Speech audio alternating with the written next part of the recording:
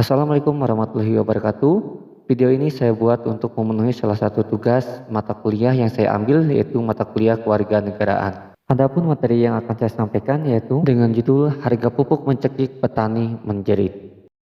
Pertanian dapat diartikan sebagai suatu kegiatan pemanfaatan sumber daya hayati yang dilakukan manusia untuk membudidayakan suatu jenis tanaman tertentu. Biasanya tanaman yang dihasilkan dapat berupa bahan pangan ataupun bahan baku industri. Pupuk adalah suatu bahan yang mengandung satu atau lebih unsur hara atau nutrisi bagi tanaman untuk menopang tumbuhan dan berkembangnya tanaman. Permasalahan yang sering dijumpai oleh petani untuk sekarang ini yaitu yang pertama adalah kelangkaan pupuk subsidi yang tidak tersedia dari pemerintah. Markup harga eceran tertinggi di tingkat petani, alokasi menjadi tidak tepat sasaran hingga produktivitas tanaman menurun. Sebagaimana salah satu program pemerintah yakni pembangunan pupuk subsidi untuk para petani. Adanya pembagian pupuk subsidi, para petani tidak lagi mengeluh dengan harga pupuk yang mahal. Para petani memperoleh pupuk dengan harga ekonomis dari harga sebenarnya di pasaran.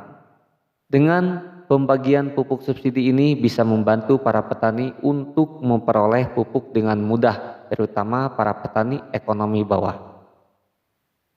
Adanya kebijakan pemerintah tersebut, terkadang banyak pihak yang berupaya untuk melakukan yang namanya penyelewengan dalam proses penyaluran pupuk subsidi tersebut. Maka, pemerintah berupaya untuk menghindari terjadinya yang namanya penyelewengan yang sering dilakukan oleh pihak-pihak tertentu. Salah satu cara pemerintah untuk mengurangi penyelewengan dalam penyaluran pupuk subsidi serta menjamin pupuk diterima hingga ke tangan petani adalah dengan adanya pola rencana definitif kebutuhan kelompok yang kemudian disingkat RDKK. Penggunaan pola RDKK dalam penyaluran pupuk subsidi untuk para petani yakni dengan cara para petani yang ingin mendapatkan pupuk subsidi terlebih dahulu harus bergabung dalam kelompok tani. Karena petani yang namanya tidak terdaftar dalam kelompok tani tersebut tidak berhak mendapatkan pupuk subsidi. Setiap petani yang ingin membeli pupuk subsidi kepada pengecer, namanya harus terdaftar dalam kelompok tani tersebut, baik dari petani kalangan bawah. Jika tidak, namanya tidak terdaftar sebagai anggota kelompok tani juga tidak dibolehkan memperoleh pupuk subsidi. Dan petani dari kalangan ekonomi atas yang memiliki sawah yang luas, jika namanya terdaftar sebagai anggota kelompok tani tetap dibolehkan mendapatkan pupuk subsidi.